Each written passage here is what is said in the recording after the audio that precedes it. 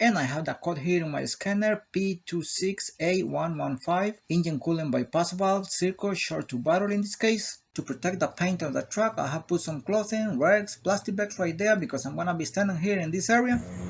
It's that one with the hose on top, with the one with the white clip. And removing this clip is very easy. I'm just gonna use something that is very pointy, in this case a small hook, place it between the clip and the hose and pry out the clip, and it comes out very easily. Once you have removed the clip, just pull up the hose and it comes right out. The 12mm bolt, the one for the hose here on this side, the one with the green clip, as you see right there.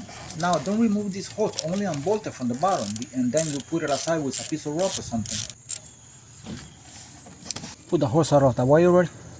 Another 12mm bolt here for the bypass valve.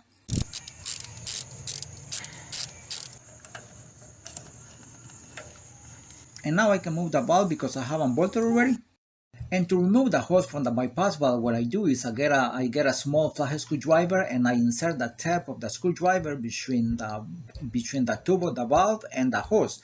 And I go all the way around like that with the tip inserted, so that way I can loosen it and then I can pull out the valve out of the hose. And that is because this hose really gets stuck on this valve.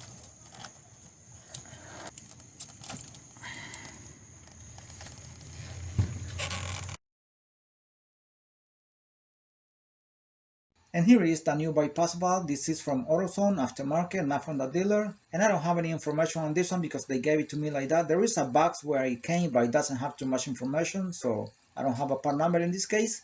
And that's the hose right there where you see the antifreeze where I'm gonna be inserting it.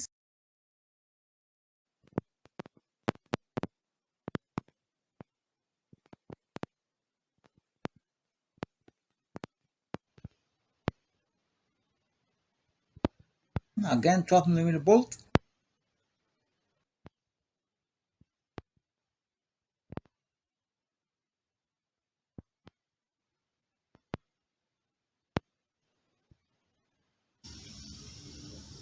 Alright, as you can see, it has been already bolted.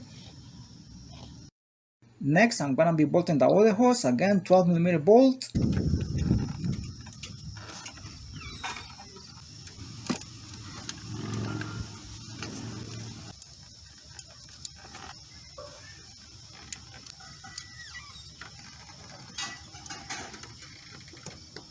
You just push it down, that's it, until you hear the click.